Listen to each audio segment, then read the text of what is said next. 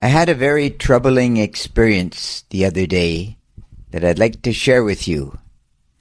Now, we live in a time that things are pretty good. I can walk down the street to the local store, buy what I want. I have a little money in my pocket. There's no violence in the streets. Things are good. But we are, rather tragically, becoming weaker and weaker. I'd like to share an experience. The other day was November 12th, and I just happened to say in passing that the day before, which was November 11th, Armistice Day, was a profoundly important day. And one young woman said, for sure, it was a wonderful shopping day. And I said, I'm sorry? And she said, yes, don't you know? It was a discount day on the internet, or something to this effect. And then, of course, being a bit of a historian, I immediately pointed out that no, November 11th was the day that we finally ended the carnage of killing 50 to 100 million human beings, most of whom were not expecting to die, because this war, like virtually all wars amongst the middle and upper classes for the previous centuries, had been fun, because the middle and upper classes certainly didn't die. The peasants died, the farmers died, the inconsequential died, but this time real people died.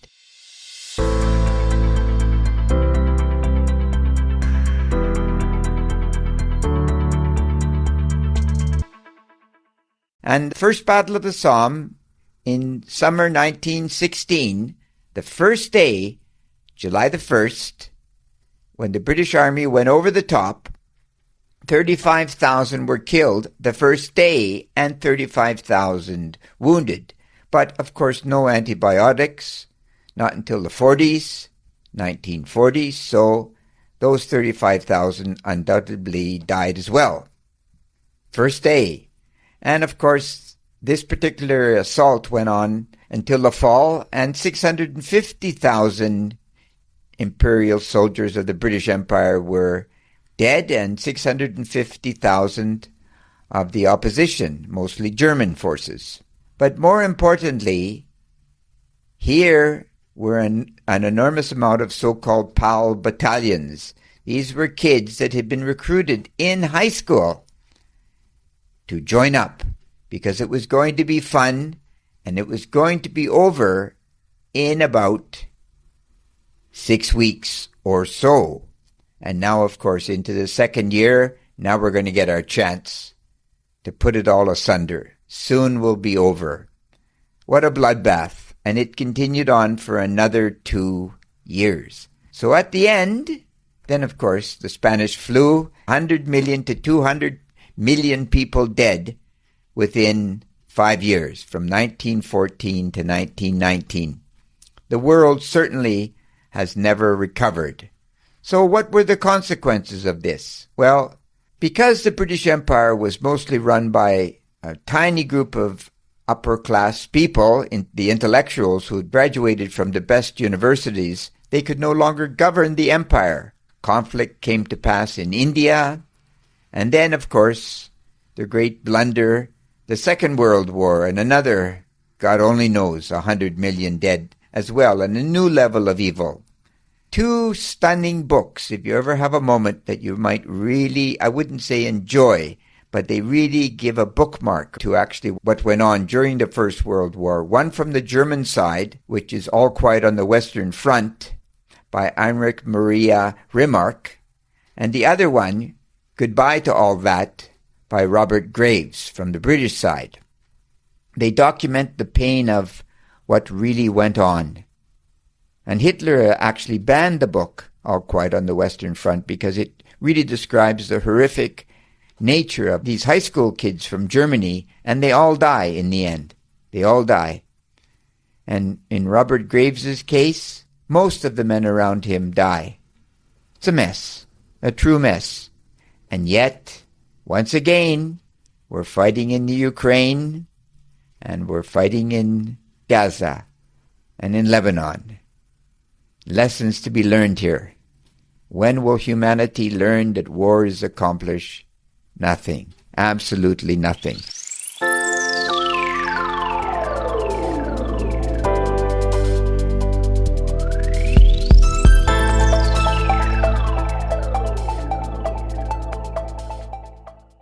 So, how am I going to become strong? How am I going to protect myself for the changes that are inevitably going to come in our civilization? They're going to happen in the not-too-distant future, especially if we have fools for leaders, especially if people want to lead us once again down the path towards war and destruction. What are we going to do? Well, I think the very first thing we're going to do is to follow 6 Stoic principles. I was reading this the other day. Number 1, don't multitask. Focus on what you're doing. Secondly, become a philosopher. Philosophy means, of course, the search for truth in your own lifetime. Stay prepared. Number 3, stay prepared for what could happen. I have a friend who tells me I should always keep some money at home. Bottles of water. Stay prepared. Embrace hardship. Have a shower in cold water. I attempt to have a shower in cold water every day. And of course, the weather is relatively warm in this part of the world, so it's not too hard. I tried this actually once in Paris, and I literally thought I was going to die. The water was so cold it felt like daggers had descended upon my body. And then, don't be a victim. Poor Leon. No, sorry, babe. There is no poor Leon. My life is 100% my fault. I'm responsible. I'm responsible for my successes and, yes, for my failures. And then, practice solitude. Take those long walks that we've talked about before. But I think the most important one of all is that we have to say, I am strong. I'm strong. It doesn't matter what my body is. Really it doesn't. If my body is powerful, nice. If it's not powerful, make it strong. But most importantly of all, psychologically, be strong. You can do it. No matter how you feel, you can do it. You can always succeed. And I think if you tell yourself this on a daily basis, you will feel much better. And even when you awaken in the morning and you feel sick, angry, frustrated, lost, gosh, whatever emotion you have, say to yourself, hey, I'm going to get up, I'm going to clean up, I'm going to dress up, and I am going to somehow show up.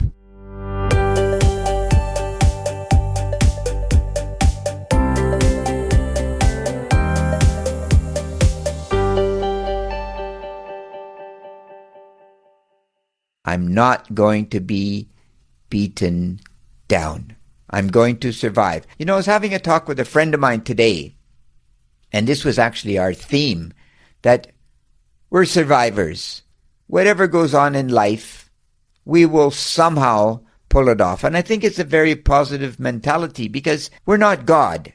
We cannot control the world around us, the changes that will occur around us. It's impossible. But we can control the world that we occupy. We can. So, be a little bit brave. And you know what Osho says, of course? There are no cowards. There are no heroes. There's only action. So act. Most importantly, act upon your own life. Improve your life. Make it better so you can be an example to others. It's your mission in life. Improve yourself so others can follow you. It's an important component. So be brave. And you know what they say.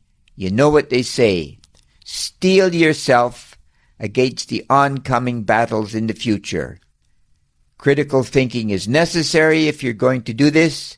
And critical thinking is great. Truly great. You take care. God bless. Bye-bye.